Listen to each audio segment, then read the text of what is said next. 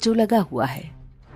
जब तक हिरण हैं, जंगल में खूंखार जानवर चैन से सोते हैं, पर हिरण जब कम होने लगते हैं तो ये भूखे खूंखार पशु नए जंगलों की तलाश करते हैं। हमारे पूर्वजों ने भी बड़ी मेहनत से सोना, चांदी, रत्न, ज्ञान, विज्ञान इकट्ठा किया था। क्या हुआ? बाहर से कुछ लकड़बग्घे आए और सब कुछ सफा चट कर गए।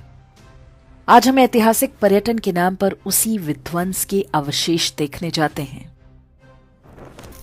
अफगानिस्तान लिया, पाकिस्तान लिया, बांग्लादेश लिया, कश्मीर लिया, केरल और बंगाल भी लगभग जा ही चुके हैं। भारत के लगभग सभी क्षेत्रों में लकड़बग्घा बहुल क्षेत्र बसते गए। उनकी नस्ल के शिकारी परजीवी गुणों का विकास भी जारी रहा। अब पाकिस्तान और बांग्लादेश में संकट है क्योंकि वहां हिरण लुप्तप्राय हैं।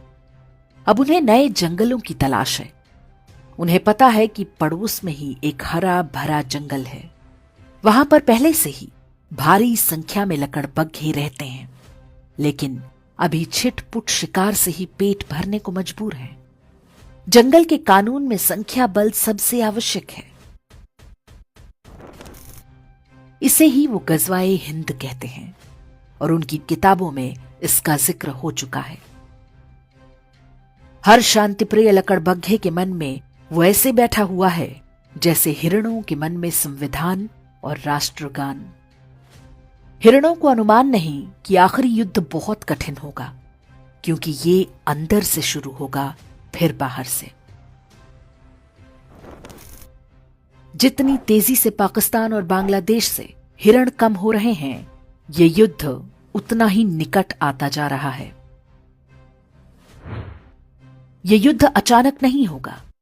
वास्तव में हम पहले से ही इसके बीच में हैं। विश्वास ना हो तो हैदराबाद, केरल, पश्चिम बंगाल, यूपी, हरियाणा, राजस्थान, दिल्ली आदि के लकड़बग्घा बहुल क्षेत्रों में घूम आइए।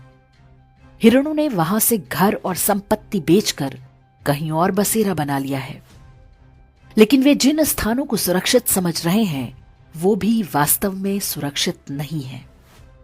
सिर उठाकर देखें तो उनके ही आसपास कोई लकड़बग्घा फलों और नारियल पानी का ठेला लगाए खड़ा है। कोई लकड़बग्घा प्लम्बर, कारपेंटर या मैकेनिक बनकर हिरणों पर नजर बनाए हुए है। हर कोने पर लकड़बग्घों की मांद भी बन रही है। आंखें और कान खोलेंगे तो सब कुछ दिखेगा। आप खूब संपत्ति बनाएं, अपने बच्चों को अच्छी से अच्छी शिक्षा दें ताकि वे अच्छी नौकरी या व्यापार कर सकें। लेकिन ध्यान रखना होगा कि आप भी हिरण तो नहीं बनते जा रहे। जिसकी संख्या होगी वही ये युद्ध जीतेगा। महंगाई करो ना रोकर, यदि आप 1 या 2 बच्चे तक सिमट गए तो निश्चित मानिए कि जिस घास को आप प्रोटीन बना रहे हैं वो किसी न किसी लकड़बग्घे के काम आएगा।